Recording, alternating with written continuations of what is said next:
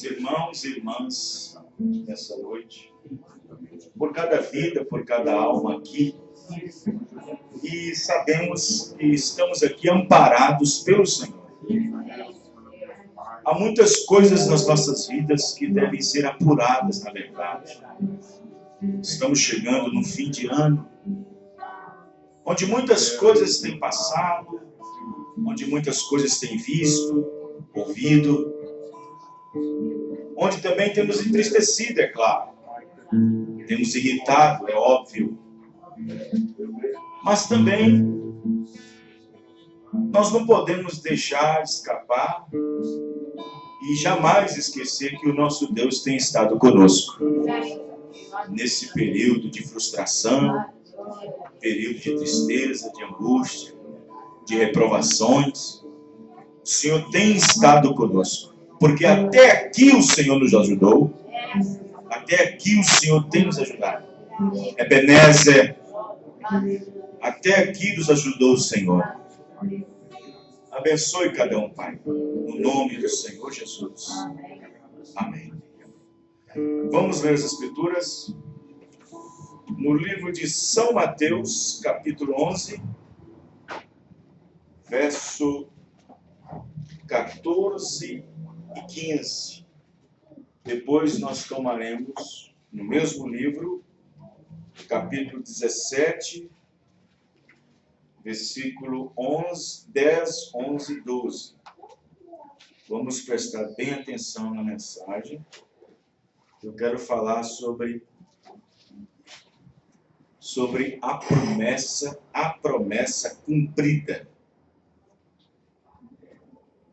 A promessa cumprida para nós, os gentios. Mateus 11, verso 10. E se quereis dar crédito, isso é, acreditar, é este o Elias que havia de vir. Quem tem ouvidos para ouvir, ouça. Mateus 11, 10. Mateus 11, 14 e 15.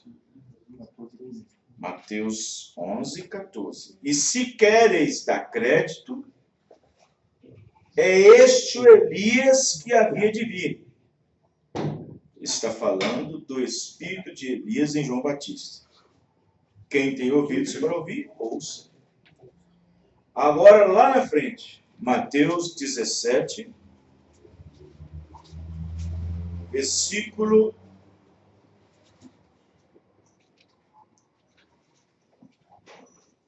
10, 11 e 12. Vamos até o 13. E os seus discípulos o interrogaram, dizendo: por que dizem então os escribas que é mister que Elias venha primeiro?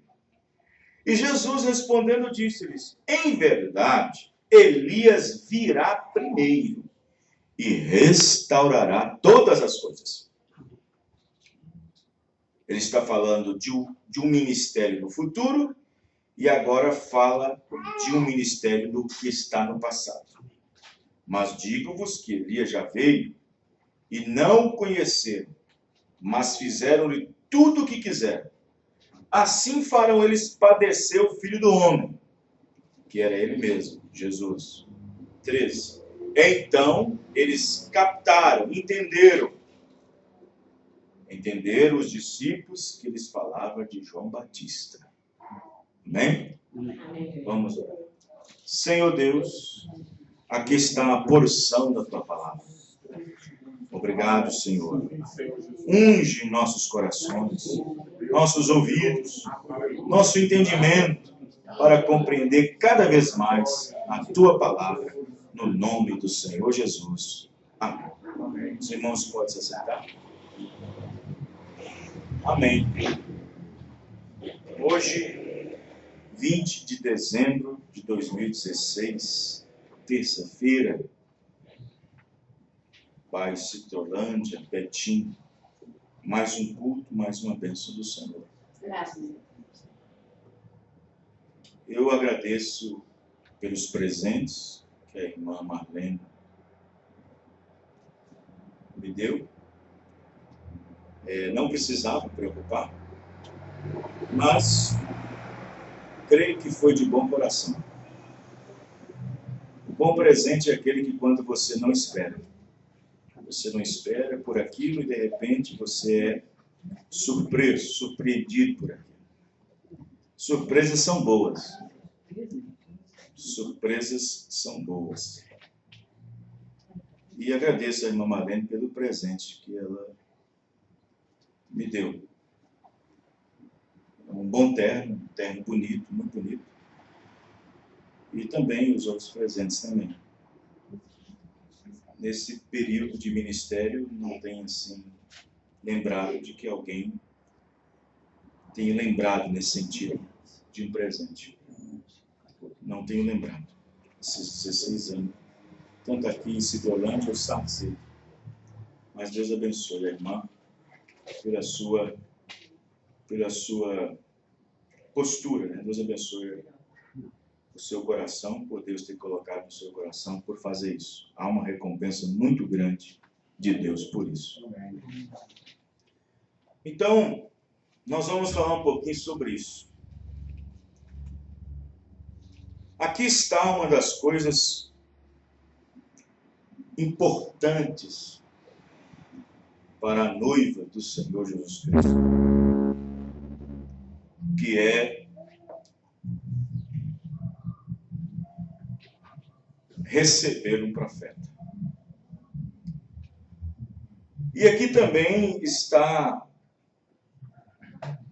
dentro da Escritura que nós acabamos de ler, São Mateus capítulo 11, nós vemos também que houve uma dificuldade para os discípulos entenderem sobre a manifestação de Elias. Por que os discípulos perguntaram para Jesus? E por que Jesus disse que se eles quisessem acreditar, aquele era o Elias que havia de vir para eles?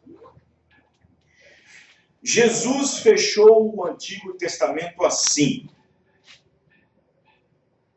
entre os nascidos de mulher, não houve ninguém nascido na terra como João. Jesus fechou o Antigo Testamento assim: que a lei e os profetas duraram até João. Isto quer dizer que coube a João ser o último profeta do Antigo Testamento. Coube a João outra coisa importante: introduzir o Messias ao povo. Coube a João outra coisa importante: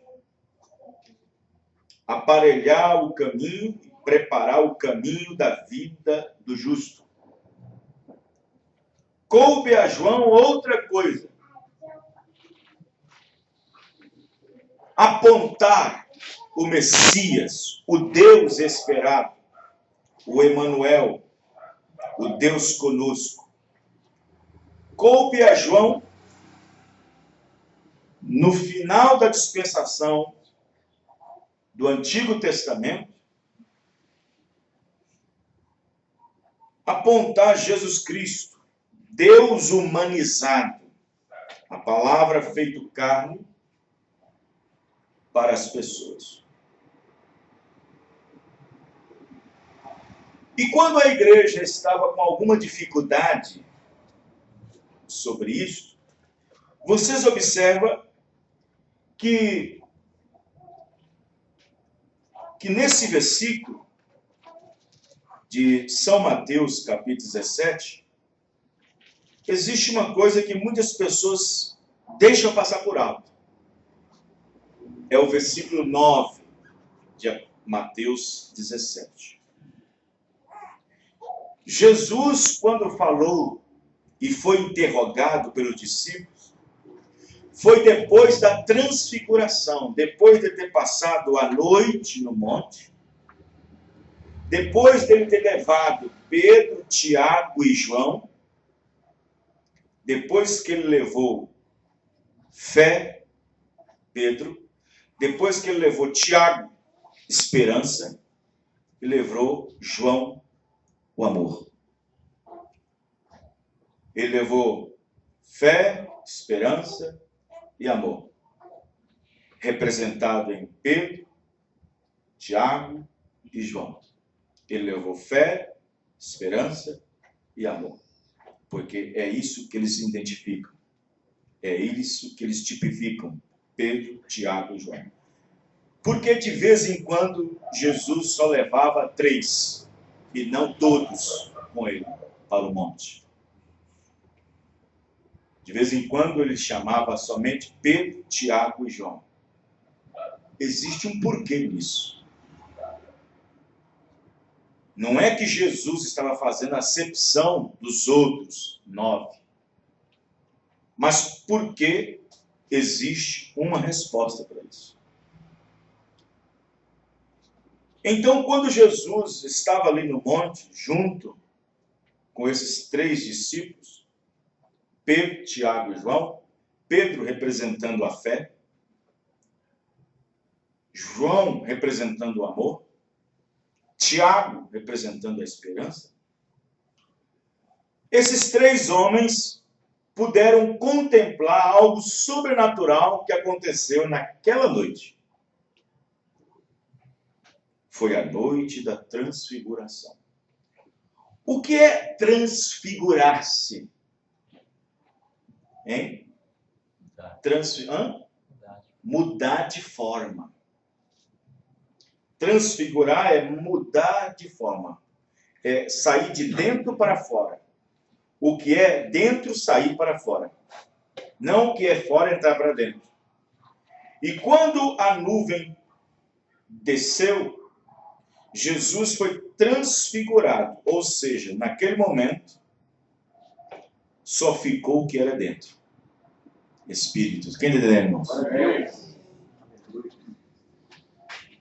E aí, quando isto aconteceu, os 3 homens, fé, amor e esperança, estavam observando algo interessante, que nenhum Anás, nenhum Caifás e nenhum sacerdote pôde contemplar.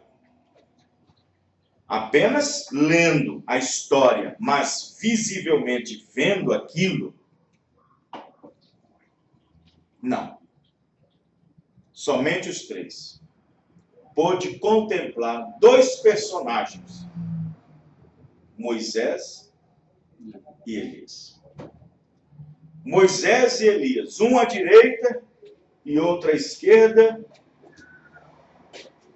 e Jesus no centro. Sempre Jesus tem que estar no centro, amém? Se Jesus não é o centro das suas atenções, está errado.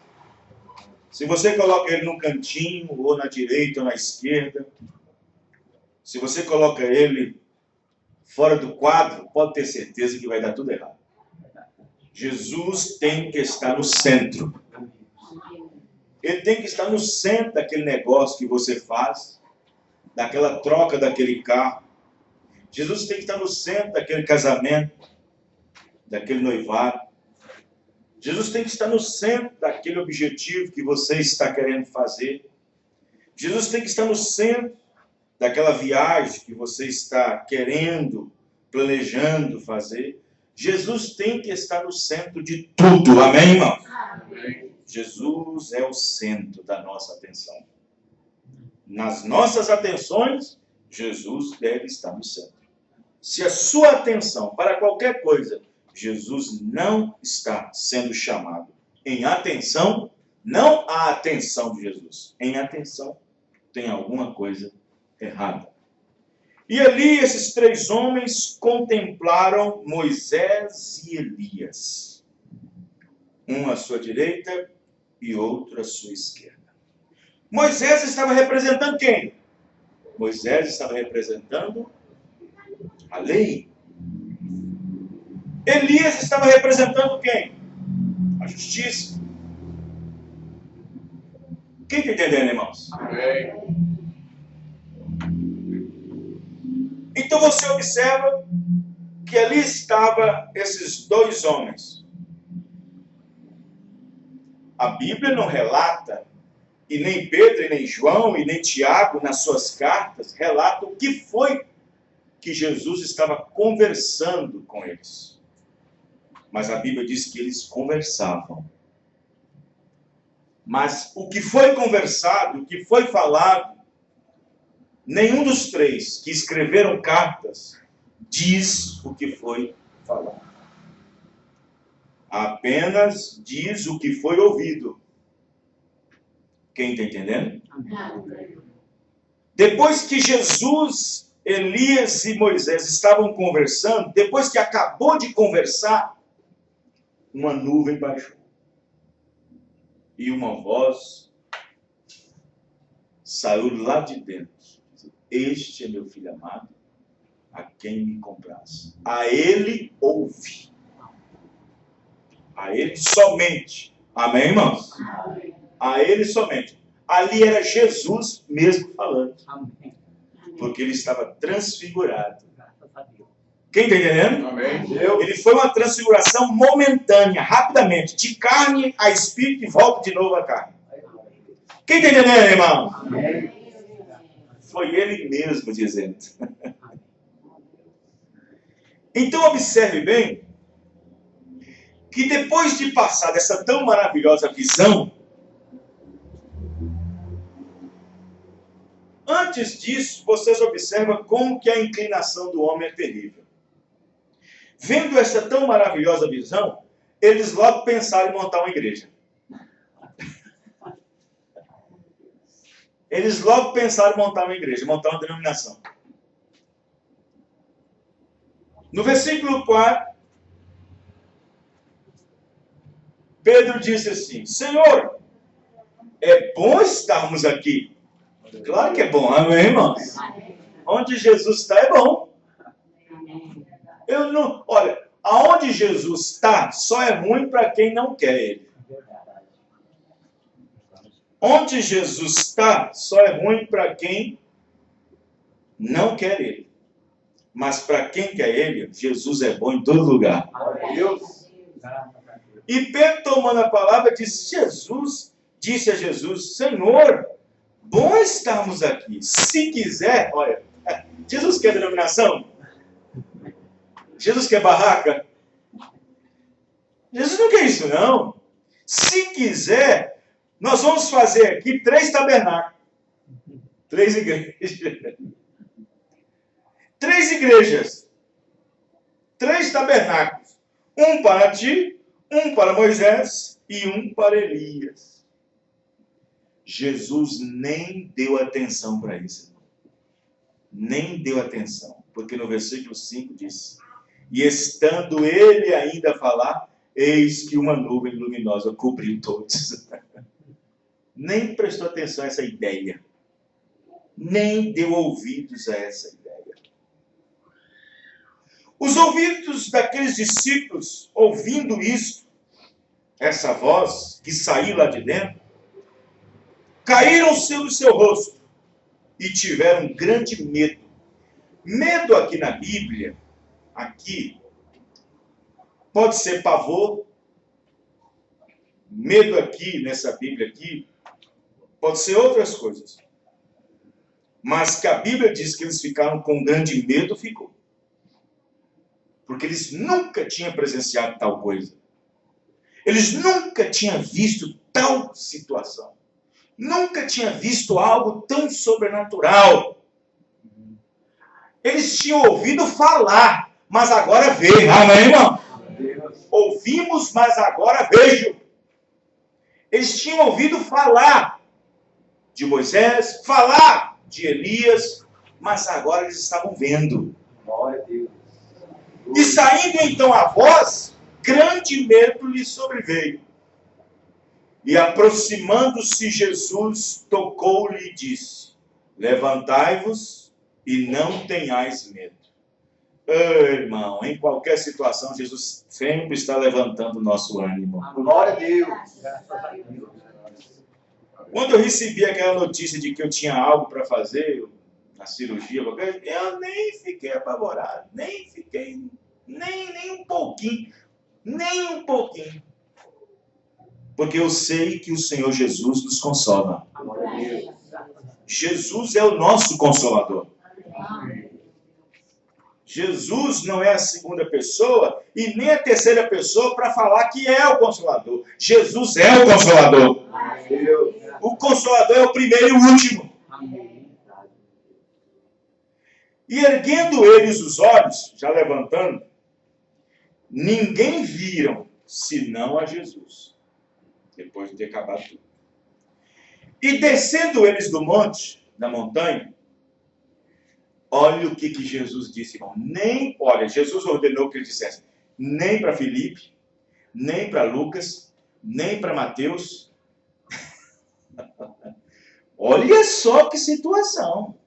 Jesus ordenou-lhes, nem para Mateus, nem para Lucas, nem para Filipe, nem para o restante, nem para Judas, e nem para Judas Iscariotes, porque são dois Judas, o Judas, irmão do Senhor, e Iscariotes.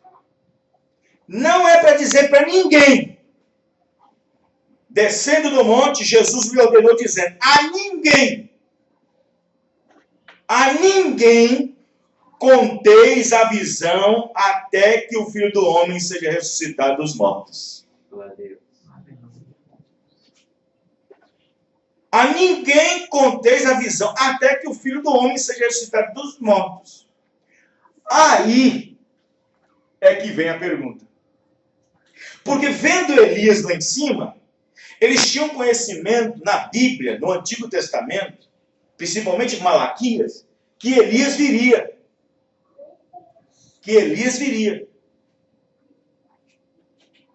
Só que eles pensavam que o Elias que devia vir era o mesmo Elias do Tesbita, lá atrás. Só que agora era o espírito de Elias em um homem, amém, irmão? Não o próprio Elias. Não era aquele próprio Elias que ele estava vendo lá em cima com Jesus que devia vir. Era o espírito de Elias que devia vir no homem. E esse homem já tinha vindo. Quem está entendendo, irmãos? Que era o próprio João Batista. Foi aí que os discípulos interrogou, dizendo, antes de chegar no grupo, do restante dos discípulos, porque Jesus ordenou, a ninguém deves contar o que foi aquela visão, até que o Filho do Homem seja ressuscitado dos mortos. Aí sim. Mas por que então dizem os escribas, os pregadores, os pastores, os ministros, os evangelistas de igrejas, que é necessário que Elias venha primeiro? Eles tinham uma revelação, mas fora de época. Que na verdade Elias tinha que vir mesmo. Só que tinha uma revelação fora de época. Quem está entendendo, irmãos? E Jesus disse, em verdade, Elias virá primeiro e restaurará todas as coisas. É essa a revelação que eles não tinham. Os irmãos entendendo? Amém. É essa que eles não tinham. Eles não tinham uma revelação de que um ministério entre eles deveriam prepará-los para encontrar com o Senhor. Quem está entendendo? Amém. O ministério de João, a terceira manifestação de Elias, era preparar um povo para encontrar com um corpo físico sem ser glorificado. A quarta manifestação de Elias, que é este aqui, é preparar um povo para encontrar com Jesus Cristo corpo glorificado. Amém, irmão? Quem entendeu diz amém. Amém. Vou repetir, porque isso vai para a rádio, vai para a internet. A terceira manifestação de Elias no ministério de João Batista é preparar um povo para encontrar com Jesus Cristo na terra físico, carne e sangue. Mas a quarta manifestação de Elias, na última era, no final da era a quarta manifestação de Elias, preparando um povo por meio de sua mensagem a encontrar com Jesus Cristo, corpo glorificado. Glória a Deus. Quem está entendendo? Amém. Então observe bem que nesse sentido eles é que travaram as suas mentes. Era para eles entenderem que o mensageiro, na primeira vinda, deveria estar ali para apontar o seu Messias. Por quê, pastor? Porque o cordeiro precisava ser lavado. E se você observar que quem lava o cordeiro é o sacerdote. Quem está entendendo? Pelo amor de Deus, gente. O cordeiro, para ser sacrificado, tinha que ser o sacerdote que tinha que lavá-lo. Jesus era o cordeiro. Qual foi o sacerdote que lavou ele? João Batista fez o trabalho de sacerdote. Quem está entendendo, irmão? João Batista foi profeta. João Batista foi mensageiro. João Batista foi anjo, porque a Bíblia diz que foi anjo. E João Batista foi sacerdote. Porque só o sacerdote no Antigo Testamento é que podia tomar o cordeiro e lavá-lo para poder ir levar para o sacrifício. E João ali, você acha que Anás e Caifás faria isso? Anás jamais faria isso. Caifás jamais faria isso. Caifás e Anás ficavam lavando. Lavando é cordeiro mesmo, animal. Animal ali, ó. Mas não. E Jesus Cristo vindo na forma de um cordeiro. Jesus era homem. Mas peraí, pastor. Como que Jesus era homem e ao mesmo tempo era cordeiro? Como que Jesus era homem e ao mesmo tempo era leão? Não é que ele era isso. Ele tinha a natureza de leão e a natureza de cordeiro. E então João, presta bem atenção, João foi aquele que levou o sacrifício, lavou o sacrifício. João fez o trabalho de lavar o sacrifício. João fez o trabalho ali de sacerdote. E João lavou o sacrifício. Lavou aquele que iria para o sacrifício. Quem está entendendo, irmãos? Aquele que iria para o sacrifício é carne. Aquele que iria para o sacrifício tinha ossos. Aquele que foi lavado para ir para os sacrifícios tinha nervos. Aquele que foi lavado para o sacrifício tinha sangue. Aquele que foi levado para o sacrifício sendo introduzido por João. Mas isto foi a terceira manifestação de Elias. Mas a quarta manifestação de Elias, a sua mensagem prepara a noiva para encontrar um Jesus Cristo ressuscitado e com um corpo glorificado. Amém, irmão? Os irmãos estão entendendo?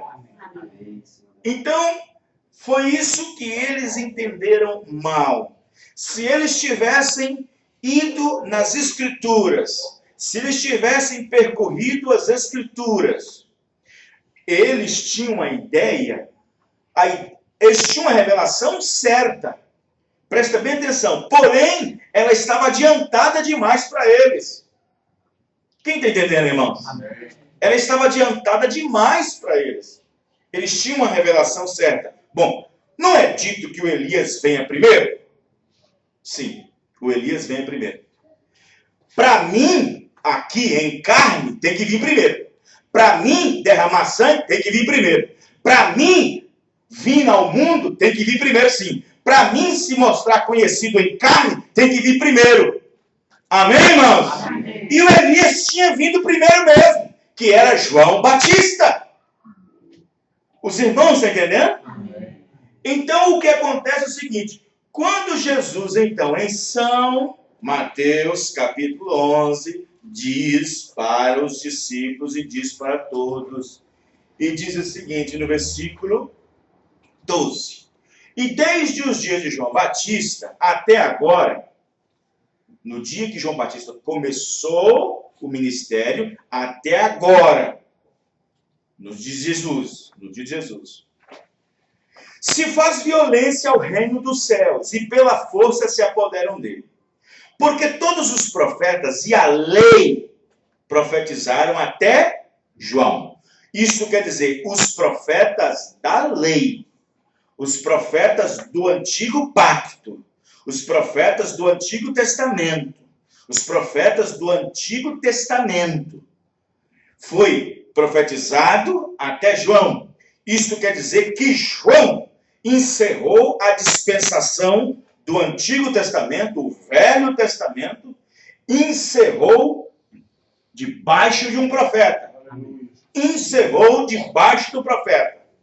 E então, João, na qual foi introduzido como profeta, Jesus disse, porque todos os profetas e a lei profetizou até João. E se vocês querem dar crédito, é este o Elias que havia de vir. Amém? Amém. Porque este Elias, que era João, introduziria um corpo de sangue, um corpo de carne, um corpo que podia sofrer, um corpo que podia chorar, um corpo que podia comer, que podia beber. Esse foi o trabalho de João, introduzir o físico, o mortal, o que podia morrer. Mas aquele que veio nessa última era, introduzirá, nós encontraremos com aquele imortal, amém, irmão? Glória a Deus. Corpo glorificado. Glória a Deus. E então, o ministério de João Batista não tem nada a ver com restauração. Se alguém fala assim, mas esse Elias aí, que a Bíblia diz, é João Batista. Qual foi a mensagem de restauração que João Batista pregou? Feita a diferença, o restaurará é porque consertar Futuro. aquilo que estava errado. Qual foi a mensagem de restauração de João Batista?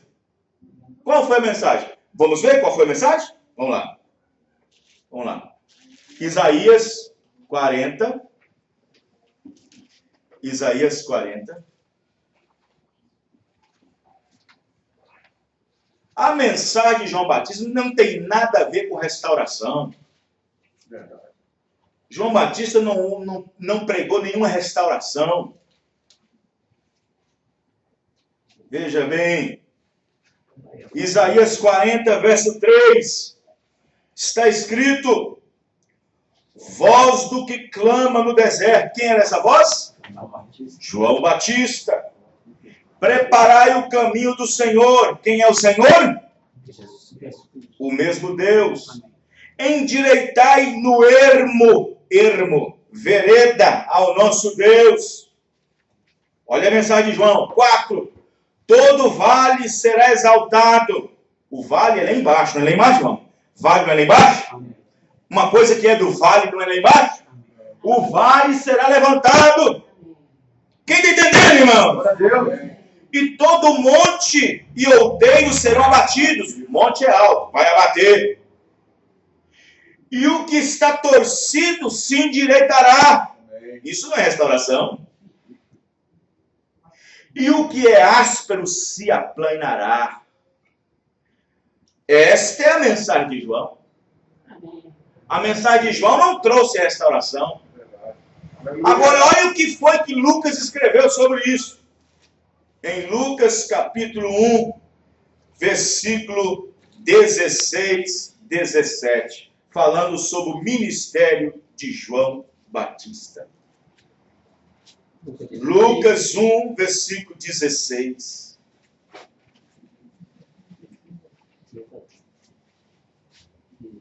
Vamos pegar o 13, irmãos?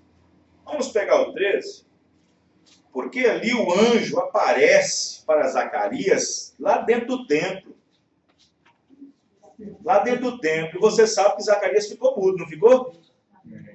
Zacarias ficou mudo por quê? Porque duvidou de ser capaz, na sua velhice, com sua esposa, trazer um filho. Ali foi um homem duvidando, não foi uma mulher. Lá no tempo de Abraão, foi uma mulher duvidando. Aqui para João foi um homem duvidando. E foi um pregador. Um sacerdote. Sacerdote. Foi um pregador que duvidou. Um sacerdote, Zacarias. Mas o anjo lhe disse, Lucas 1,13, Zacarias, não temas, porque a tua oração foi ouvida, e Isabel, tua mulher, dará à luz um filho, e lhe porás o nome de João. E terás prazer e alegria, e muitos se alegrarão no seu nascimento, porque será grande diante do Senhor. E não beberá vinho, nem bebida forte, e será cheio do Espírito Santo, já desde o ventre da sua mãe. E converterá muitos dos filhos de Israel ao Senhor seu Deus. E irá diante dele no espírito e virtude de Elias, para converter o coração dos pais aos filhos, e os rebeldes à prudência dos justos, com o fim de preparar ao Senhor um povo bem disposto. Amém, irmão? Isso não é restauração. Um povo bem disposto. Os irmãos estão entendendo? Então o que acontece? A terceira manifestação de Elias é introduzir Deus em carne. Deus em carne. A mensagem de João Batista, a terceira manifestação de Elias em João Batista, foi introduzir um homem, mas sendo Deus. Um homem que podia cansar, um homem que podia morrer, um homem que podia beber, um homem que poderia ter sede, que poderia ter fome, que poderia ser tentado. Esse foi Deus. João Batista introduziu um homem, Deus, nessa situação. Mas a quarta manifestação de Elias, que havia de vir para restaurar todas as coisas e precursar a segunda vinda de Jesus Cristo, vem com a mensagem de restauração. Que restauração, pastor? Um povo que caiu da palavra, um povo que saiu da doutrina, um povo que tinha saído da palavra, da doutrina original. Amém? Amém. Isso é restauração. Glória a Deus. Aleluia. Isso é restauração. Porque a semente caiu no dia de Pentecostes. E a árvore cresceu. Mas quando foi dar seus frutos, que foi crescer mais ainda, no 4º século cortaram a árvore. E deixou de dar seus frutos. Mas a semente permaneceu. A semente ficou lá. Amém? E Deus disse, eu restaurei. Glória a Deus. E ele restaurou. Amém? Glória a Deus. Louvado seja. Ele restaurou o que, pastor? Restaurou o batismo bíblico em nome de Jesus. Glória a Deus. Restaurou a posição da mulher na igreja. Glória a Deus. Restaurou a Santa Ceia genuinamente bíblica para poder tomar. Amém. Restaurou a revelação escondida sob os trovões. Restaurou a revelação que estava perdida durante as eras sob a semente da serpente. Restaurou a verdade da deidade, que não é 2 e nem 3, mas um único só Senhor. Esse foi o ministério da restauração. E depois de tudo terminado, então nós encontraremos com Jesus, não para morrer mais, não para sofrer mais, porque isso foi para João, mas nós encontraremos um Jesus eterno, glorificado. Aleluia. Aleluia. Isso é bom demais, não é, irmão? Isso é bom demais. Deus, quando abre o entendimento de uma pessoa para compreender isso, irmãos, olha, é igual o tempo do jubileu. Você sabia que havia um tempo em Israel em que anunciava o jubileu? Você sabe como é que era anunciado o jubileu? O jubileu é 50 anos, para ser tocado, para ser anunciado. Nesse tempo, quem era escravo, ficava escravo. E ali tinha os reis, que tinham os servos, que tinham seus donos, que são escravos. Ficavam ali 50 anos escravos. Mas quando chegava o ano do jubileu, que é o ano 50, quando chegava o ano do jubileu, a trombeta tocava, tocava, e aquilo estrondaria tudo, estrondava toda a Palestina, tudo em todo lugar, era tocado tudo ao mesmo tempo. E então, se o servo, com a enxada na mão, não jogasse a enxada logo para ir embora livre, e continuasse dando machadada, e continuasse dando enxadada, ao ouvir o som, ao ouvir a trombeta, e não largasse tudo aquilo, e fosse livre, estava livre, mas ele recusou ser livre. E então o seu dono, o dono dele, chegava e dizia: você não viu o soar da trombeta? Você não viu o grito da trombeta? Você não viu o som do evangelho? O som da mensagem? Você não viu o clamor da meia-noite? Você não ouviu o alarido? Aí ele diz: eu ouvi sim, mas por que você continuou enxadando? Por que você continuou machadando? Por que você continuou com essa foice na mão? Acostumei aqui. Aqui nasci, aqui vou morrer. Eu nasci nessa igreja e aqui vou morrer. Meu pai era assembleano, meu avô também. Eu também acho que vocês estão indo no mesmo caminho, sabe? Meu avô foi católico, minha avó foi católica, meu tio, meu bisavô. Então eu estou indo por esse caminho também. Mas você não ouviu a trombeta? Não ouviu a voz? Não ouviu o grito? Não ouviu o som da trombeta? Eu vi, então. Aí o dono, aquele homem, chegava no meio de todo mundo, pegava 2, 3 testemunhas e chegava com a cabeça dele assim, e então enfiava um prego ou um alfinete na orelha dele assim, ó, e colocava uma sovela. Uma sovela. Colocava aqui tipo um arco aqui, uma sovela, igual essas pessoas, essas mulheres, esses brincão, essas pagonas, usam um brincão todo tamanho. E diz a Bíblia que ele podia ouvir não sei quantas trombetas, não sei quantas e quantas trombetas tocasse, que ele não podia ser mais livre. Que ele agora estava marcado. Irmão, Deus soou a trombeta do evangelho nesse dia. Deus. Mas nos dias da voz do 7º anjo, quando ele tocar a sua trombeta, se cumprirá o segredo de Deus, como anunciou seus servos. Aqui estamos nós livres. Aqui estamos nós livres do sistema, livres da religião, livres da organização, livres do credo, do dogma, livres de tudo isso. Estamos livres de doutrinas. Estamos livres para quê, pastor? Estamos livres para aceitar toda a palavra de Deus. Estamos livres para aceitar a doutrina dos apóstolos. Estamos livres porque ninguém impedirá um cristão revelado de ser batizado no nome de Jesus Cristo. Estamos livres porque ninguém impedirá um eleito de aceitar a mensagem para esse dia. Amém. Aleluia. Glória a Deus. E a trombeta está sendo tocada na rádio. Está sendo tocado na internet. Está sendo tocado na rádio. 24 horas. E o alarido está aí. E a trombeta está tocando. Você já ouviu o programa na rádio? Estou acostumado a ouvir. Mas você não entendeu nada? Não, estou acostumado a ficar. Vai estar marcado. Está sovelado. Está marcado.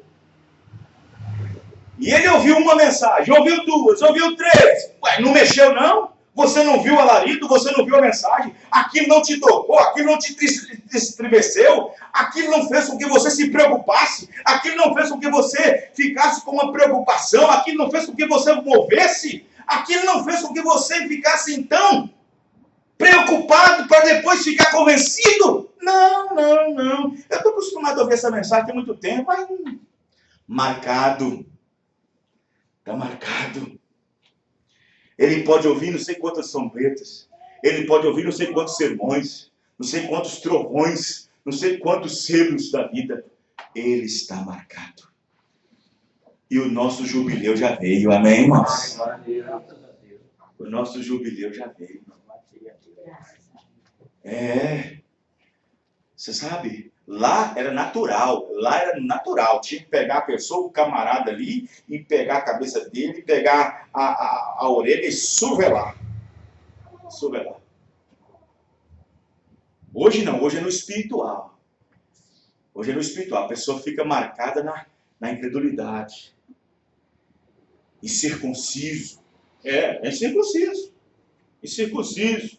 Homens de dura serviço. Não inclino de jeito nenhum. Foi isso que Estevão viu.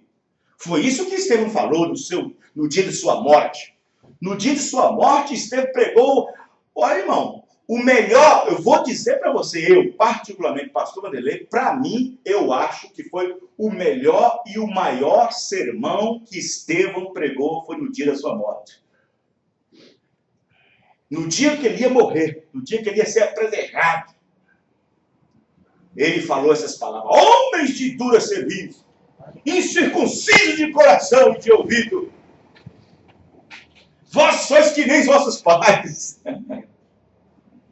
Vós sois igual aos vossos pais, que mataram também anteriormente os outros profetas que foi antes de vós. E ele pregando isso enfurecia eles. E ele pregando isso, aquilo cada vez mais enfurecia. E você prega sobre cabelo, e você prega sobre roupa, e você prega sobre televisão, e você prega sobre novela, e você prega sobre o mundo, e você prega sobre batismo, e você prega sobre tudo isso que Deus enviou o profeta, e só vai enfurecendo o povo, só vai enfurecendo, só vai enfurecendo. Quem está entendendo, irmão? E pegaram em pedras e apedrejaram Estevão. Apedrejaram Estevão. E Saulo, o então Paulo, estava ali, consentindo na sua morte. O que é consentir, irmãos? Aprovar. Saulo estava ali, consentindo na sua morte, apoiando, aprovando.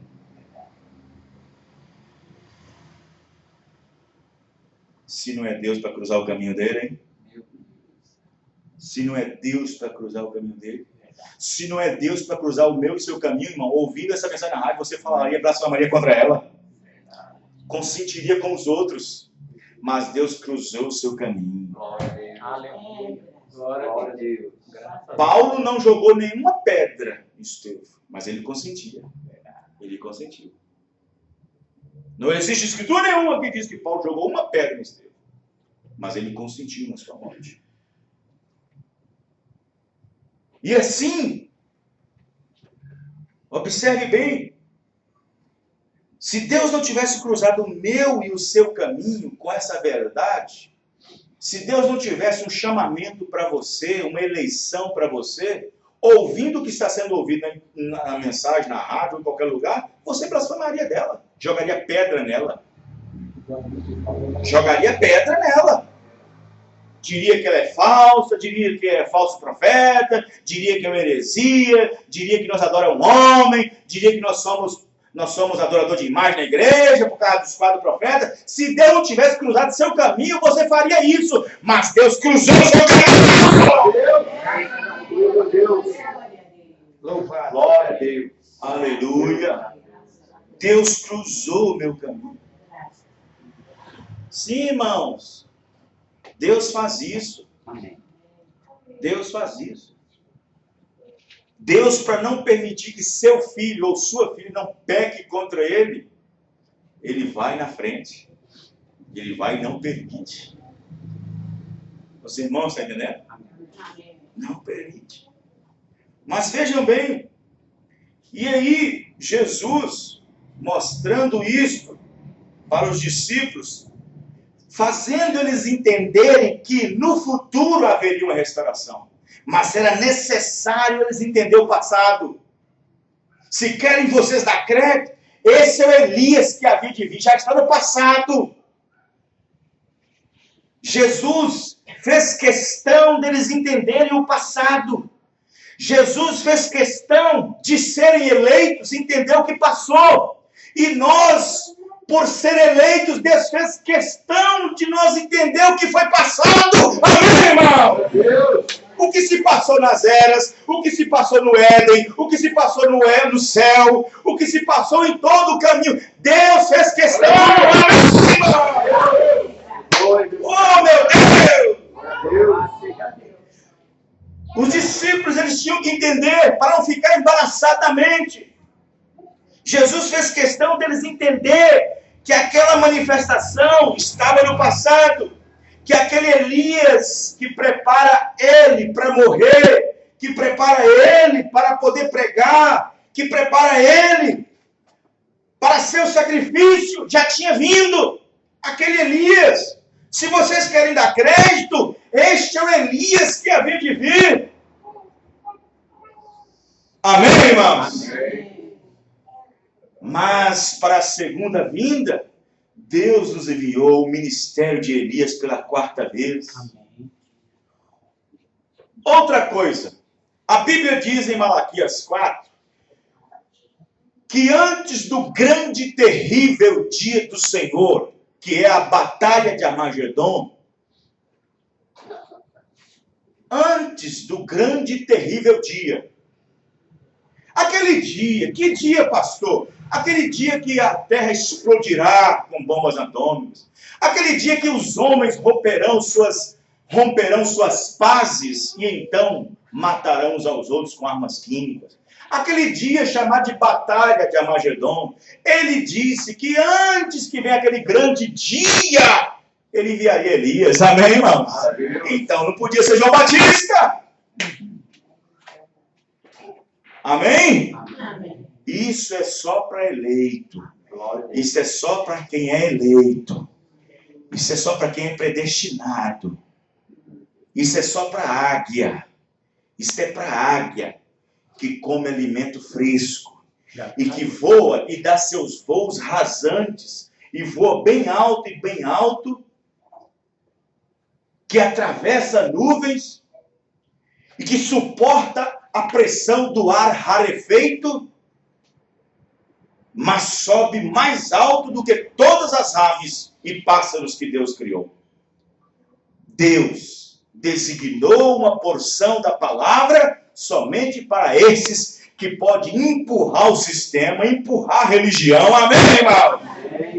Que pode empurrar o Papa com sua doutrina trindarista, que pode empurrar o Papa com sua doutrina trindade, que pode empurrar essas filhas denominacionais que saíram do ventre na qual esta mulher... Engraçado, né, irmão?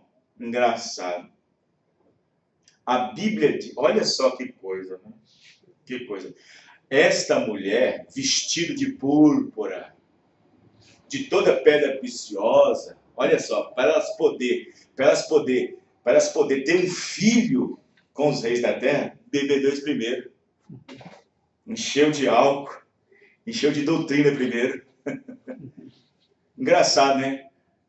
Um homem, quando quer estrupar uma mulher, esses homens sem Deus, eles fazem qualquer coisa. Nesse sentido, a mulher lá é que estrupou os homens. Porque embebedaram os reis da terra e fez eles ficarem bêbados quando ela distribuiu sua doutrina. A mulher que estava vestida de púrpura, escarlata e adornada com todas pedras preciosas, esta mulher é a grande igreja que foi levantada entre o povo, chamada de católica, e que estava dando seu vinho, sua doutrina. E quando deu sua doutrina, os reis ficam embriagados. Isso é bonito, isso é bom, isso é ótimo. Vamos pregar isso também. E quando eles ficaram embebedados com essa doutrina, depois que ela deitou com eles na cama que é mesa de reunião, concílio. Quem está entendendo, irmão? Gerou filhas. Gerou as filhas de um estupro espiritual, filhas de um estupro. Preste atenção, as filhas só nasceram através de uma relação sexual doutrinária. Quem está entendendo, irmão? Através daquela grande mulher deitando-se com os reis da terra, essa relação sexual espiritual doutrinária, nasceu as filhas que têm nomes de blasfêmia. Quem está entendendo, irmão? Amém. Aleluia. Então as filhas são produto de um relacionamento da igreja com o Estado e nasceu filhas. Mas para esses homens deitar com essa mulher, para esses reis deitar com essa mulher primeiro teve que embebedá-los. Teve que embebedá-los primeiro. O que foi que Herodias disse para os servos para passar toda hora na mesa onde estava Herodes e dar sempre um vinho? Vai dando vinho para ele. Vai dando vinho para ele, porque a minha filha vai entrar depois. Na hora que eu estiver todo balanceado com o vinho, vinho é estímulo. Quem está entendendo, irmãos?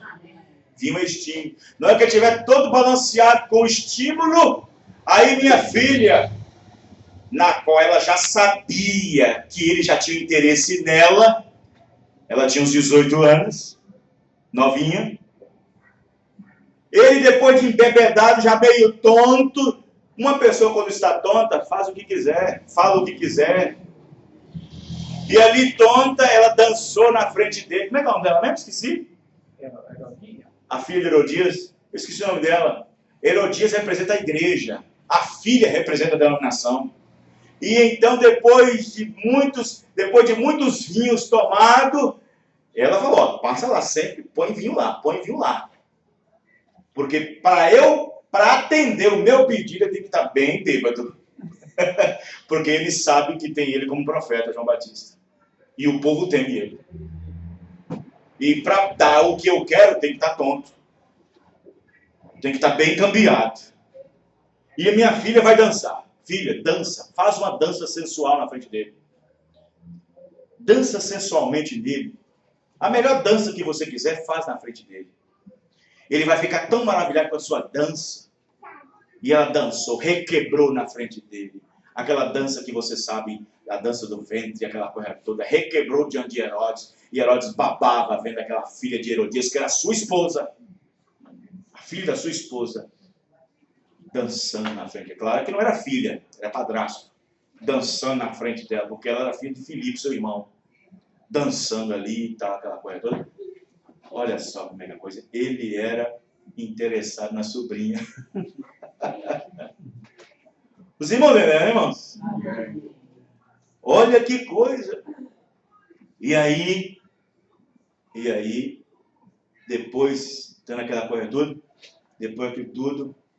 depois de ter balançado a mente dele, depois com a mente toda encharcada de vinho, e com a dança sensual da filha de Efrodite, eu esqueci o nome dela, da filha de Herodias. Herodias representa a igreja. O filho dele representa a denominação. Representa. Aí ele disse o seguinte, no meio de todo mundo: você pode pedir o que você quiser. Pede o que você quiser. Eu dou até a metade do meu reino para você. Olha o que Herodes estava fazendo, irmão. Ele estava fazendo a coisa sem saber, irmão. Como é que ele podia dar o reino se quem era o imperador era César? Como que ele podia fazer isso?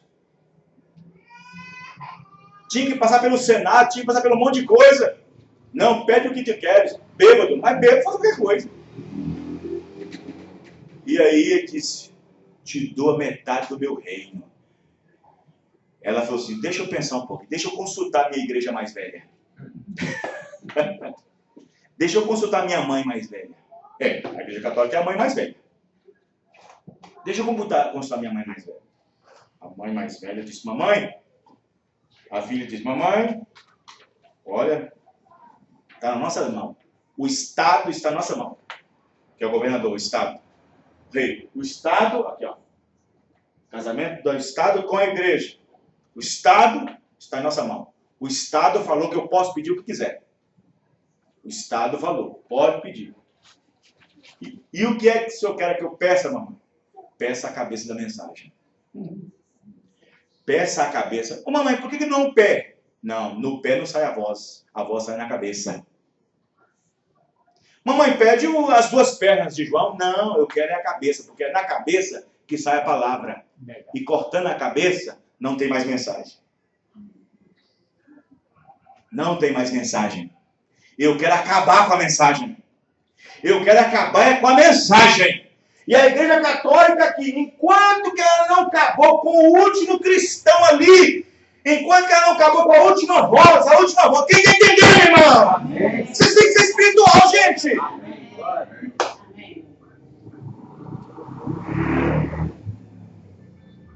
E aí, o que aconteceu?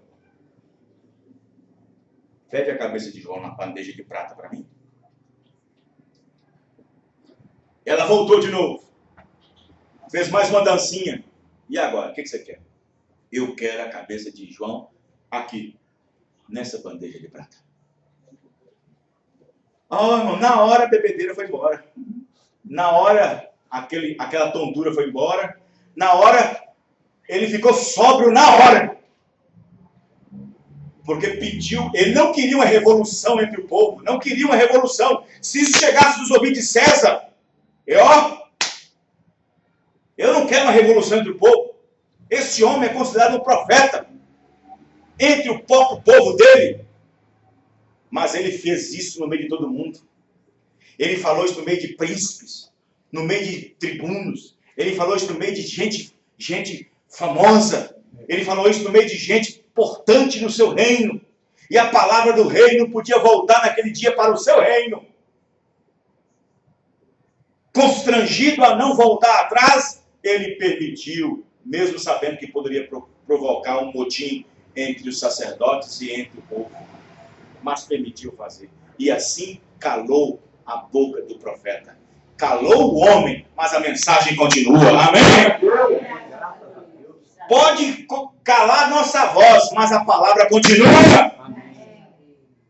Fez morrer Paulo, mas a mensagem de Paulo continua.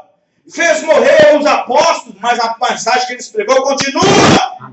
Se cala a boca de um homem, mas não se cala a boca de Deus. Glória a Deus.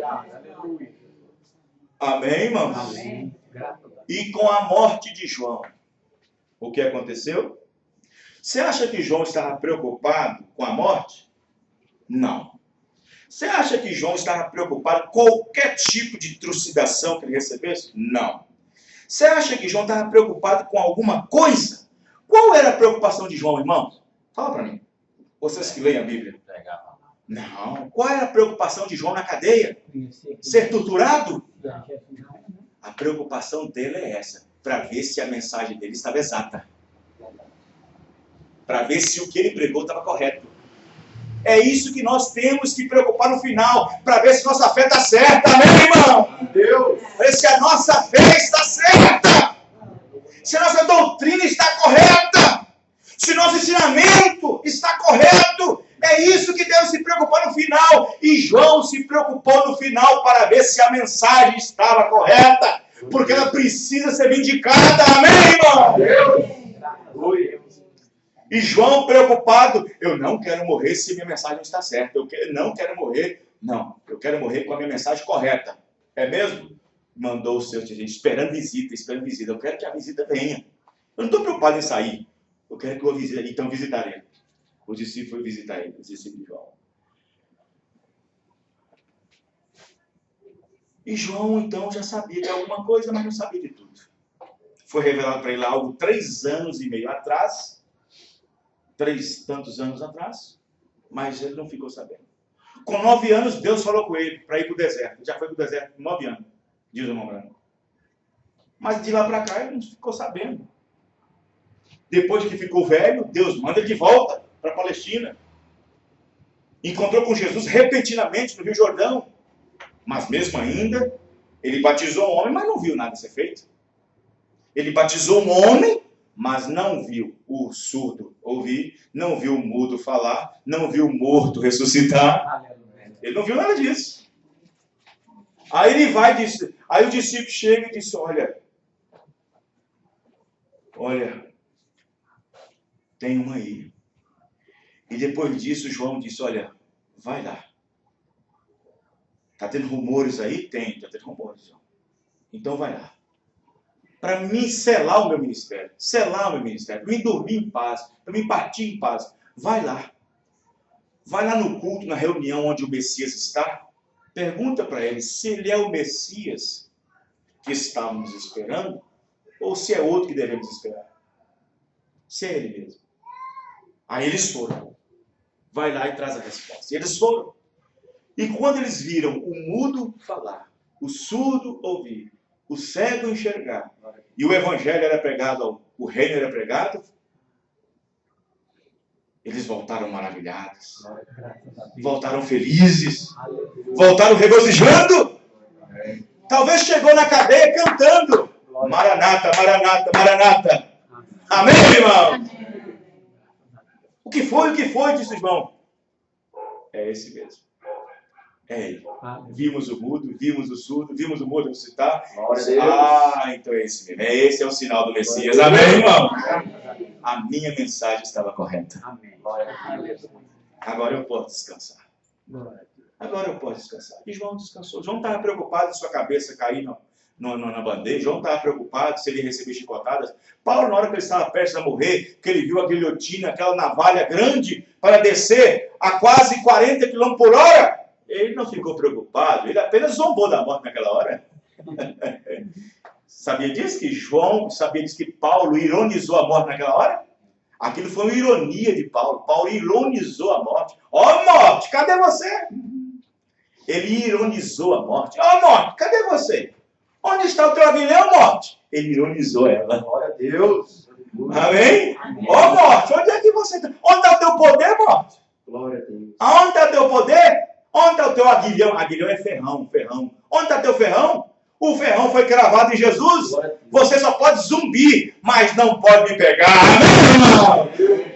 Porque no momento em que isso terminar, já estou certo que já guardei meu depósito. Uma coroa de justiça me aguarda. Você, morte, vai com 5 minutos ou 2 ou 3 me colocará aqui em frente à presença do Senhor. Você, morte, é apenas uma carona. Glória a Deus. Que eu pego sem pagar nada. Amém, irmãos? Então nós temos conhecimento.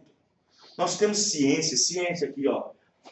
Temos que ter fé, revelação. Temos que ter virtude. Virtude é poder sobre a incredulidade. É andar na estatura do homem perfeito. Agora, essa fé aqui é a fé de Jesus. Não é a fé minha, não. É a fé de Jesus. Você tem que ter a fé de Jesus. Você tem que ter a virtude de Jesus. Você tem que ter o conhecimento de Jesus. Você tem que ter a temperança de Jesus. Você tem que ter a paciência de Jesus. Você tem que ter a piedade de Jesus. E você tem que ter o amor fraternal de Jesus. Amém. Porque o varão perfeito é ele. Amém, irmãos? E nós temos que ter a estatura dele. Quem é ele, irmão? Vamos ficar de pé. Amém. Glória a Deus. Louvado seja o nome do Senhor. Vamos agradecer ao Senhor. Senhor Deus, quão agradecidos nós estamos de tua santa e gloriosa palavra. Isso que foi pregado aqui essa noite não é pregado em nenhum sistema religioso, denominacional. Porque isso não é para carnais, isso é para sobrenaturais, é para espirituais. Isso não é para quem corre, não é para quem quer, é para quem Deus chama por graça, por eleição, pela própria vontade dele, não da nossa.